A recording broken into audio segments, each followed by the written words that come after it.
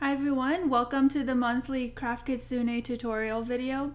This is the October 2020 video and I'll be showing you how to make stained glass effects in resin.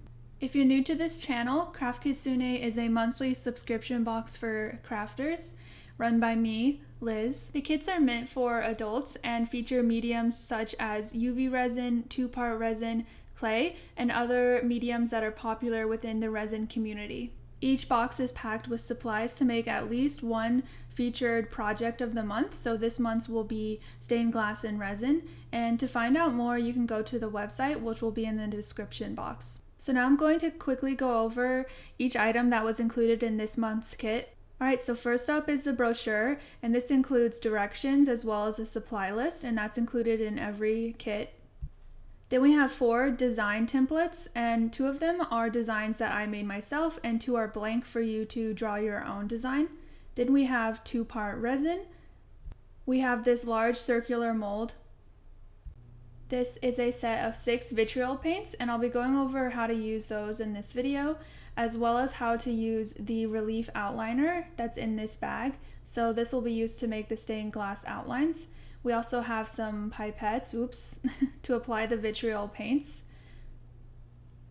And then we have a easel stand to display your final project.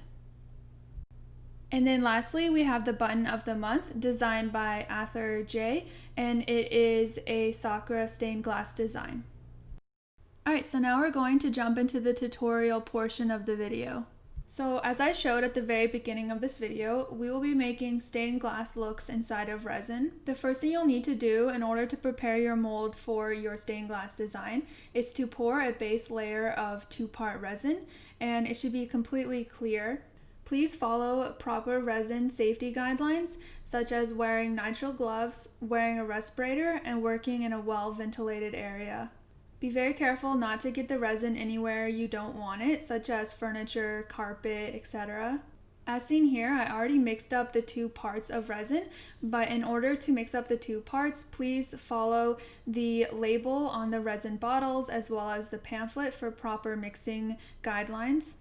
After pouring this base layer, you'll want to let it set for about 24 hours. After that base layer is cured, you'll want to pick out your template for your stained glass design. You can pick one of the 2 designs included in the kit, such as this 9-tail Kitsune, or you can draw your own or print your own design. The colors included in the vitriol paint set for this kit are gold, sky blue, chartreuse, orange, lemon, and crimson. Vitriol paints are perfect for this stained glass effect because they dry clear. They are mostly used for glass, but they work really well on resin as well. You can mix your own colors, but I find it easier to work straight from the jars.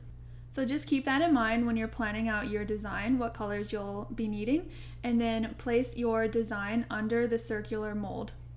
So now I'll be tracing the lines using this relief outliner, and it comes closed, so you'll need to unscrew the top and cut off the tip. And in order to make the lines as thin as possible, you want to cut as little as possible. If you want thicker lines, you can cut it more further down the nozzle. I found that using this relief outliner does take a little bit of practice in order to get thin lines. So I kind of used a combination of using it directly by squeezing the tube onto the cured resin layer below, in addition to using a needle tool in order to spread it and to make really thin lines. And then I also would squeeze some of the paste out to the side onto the silicone mat that I'm working on, and then dip the needle tool or a dotting tool and then thinly apply it to the resin that way. And then here's a speed up of me doing most of the rest of the design. And then I took it away and magically it completed itself. Just kidding, I completed it off camera. You'll want to let the outliner paste dry for about half an hour, even an hour or more if you did really thick lines. But then once it's dry, you're ready to apply the vitriol paints. I tested a lot of different methods for applying the paints, and I found my favorite method though is to use pipettes. You can also use Q-tips or silicone brushes or regular brushes. So here I'm using a silicone tool that I normally use for polymer clay in order to blend and smooth polymer clay. But see here I'm trying to use it to spread the vitriol paint, and I just didn't really have that much luck with this specific tool. However, depending on the effect you're going for as well as the shape of the silicone tool, it might work well for you. Alright, so now I dropped some more paint into the same area to show you the Q-tip method. So you take just a regular old Q-tip and you use it to dab the color onto the resin and around to spread it.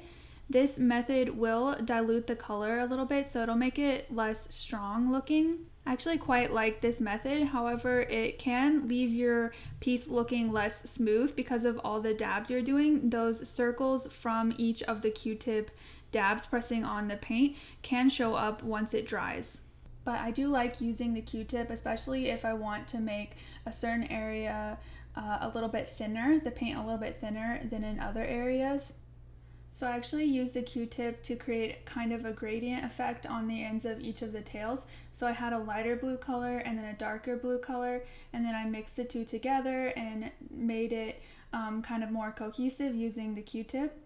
I know that typical stained glass doesn't have a gradient effect within each of the panes, but I really like the way that it looks for this design, so I went ahead and did that. And then for the moon part of this design, I just made it all one color, so I went in with the yellow or the lemon color, and then I just used the eyedropper tool to apply it to the whole area. I used the eyedropper tool to also spread it to make it cover the whole area, and the nice thing about the relief outliner and why it's such a great product for making stained glass looks is that it'll create a barrier between the panes, and so the liquid vitriol paint won't run into the other areas.